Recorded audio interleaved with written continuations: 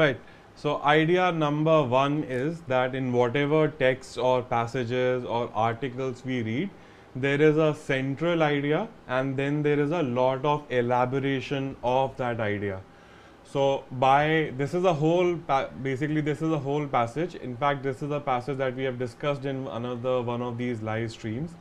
But the whole passage to me is this one big line, that there are good reasons to believe that the new proposal, the government has recently mooted a radical proposal, and there are good reasons to believe that the new proposal is legally unsound, administratively unfeasible, and has not been thought through properly. And then I see a first, second, third, fourth. So even though you cannot read first, second, third, fourth, if I ask you that stop right now and tell me what is going to happen in first, second, and third, fourth, if you are used to these reading skills, your idea should be, the answer should be fairly easy, that the first, second, third, fourth are going to be details of why this new proposal is legally unsound and administratively unfeasible and has not been thought through properly. So that is the central idea of the passage, and the first, second, third, and fourth are the elaborating details. I have also formatted it so that we understand that a few lines are more important than a lot of other lines. So the whole game is to grab on to the central idea and then try and make sense out of the rest of the passage. If you don't grab this idea, then there's going to be a lot of problem. Secondly, this is how a map of information is created. Say even after you have read the passage fully in detail, do you get a picture for yourself like this or not? That okay, author had an idea that the proposal is bad and he gave me first, second, third and fourth reasons to show why the proposal is bad. So this is from chapter 1, the very first video, that in any passage that we read, there will be a central idea and a lot of elaboration. The main game is to at least first get the central idea so that we don't get lost in the elaboration or the details.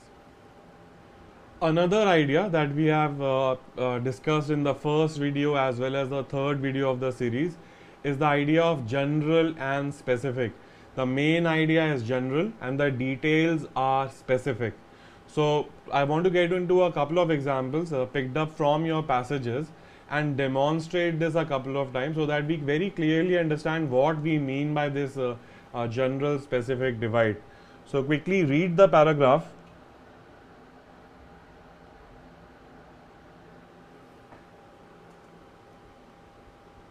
And try and make sense of the idea.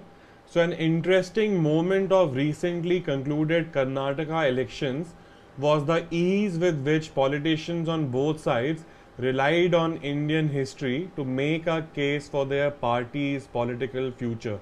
Pay attention, politicians using Indian history. That is the general idea.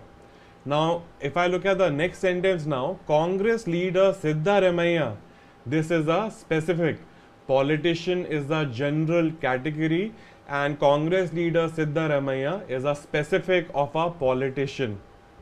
Similarly, BJP President Amit Shah is another specific of the general idea politician. Not only the general idea politician, the other idea of using Indian history. So Congress leader Siddaramaiah, who is a specific, invoked the Chalukya ruler Pulakeshin II as a mascot of Canada Pride. So Indian history was a general idea and the Chalukya ruler Pulakeshin II is a specific example of Indian history. BJP President Amit Shah is a specific politician and he asked the Congress where it stood on the question of power struggle between Hyder Ali and the ruler of Mysore, Krishna Raja Vodeyar. So both this Hyder Ali and Krishna Raja Vodeyar, or the conflict between them, is once again an example or specifics of the general idea of Indian history. Right? Easy enough ideas. The game is to now try and observe this in whatever articles you read on a day-to-day basis. To be even more logical and let's say mathematical in terms of Venn diagram, this is politicians is the bigger set and Siddaramaiah and Amit Shah are subsets of the bigger set of politicians. I could do the same thing for the Indian history being the bigger set, and Chalukya dynasty and Hyder Ali and Vodeyar being specific instances of that or subsets of that big set.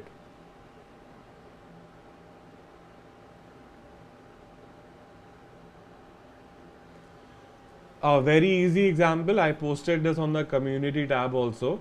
Alternative therapies, I'm not even going to read the whole paragraph. I just want to notice this general specific movement when it comes to reading passages, right, or articles. So alternative therapies is a general idea. There are a lot of alternative therapies in the world.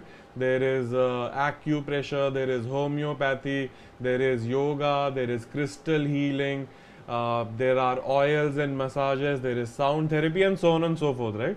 So alternative therapies is the general broader idea, and acupuncture is a specific instance of that broad idea.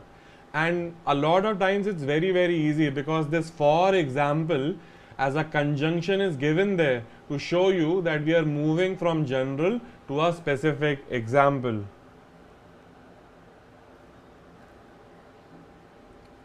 In the previous example, in the politicians as general and Siddaramaiah as a specific, notice there was no for example given in the passage.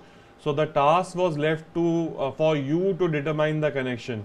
But a lot of times a simple for example will definitely tell you that we are moving from general to specific.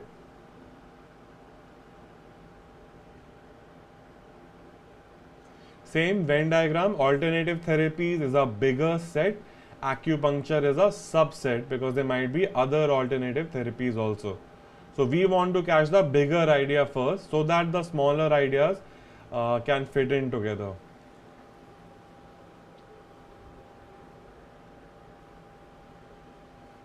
Another example, and again maybe we have discussed this earlier, but in the theme of general and specific, let me go through this again.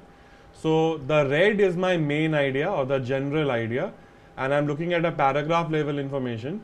Many working mothers are forced to make compromises, and then I have the conjunction for example. So what is going to happen next? This is what we want to do, this is what we want to learn. We want to stop at this for example and predict what is going to happen, maybe without reading the text.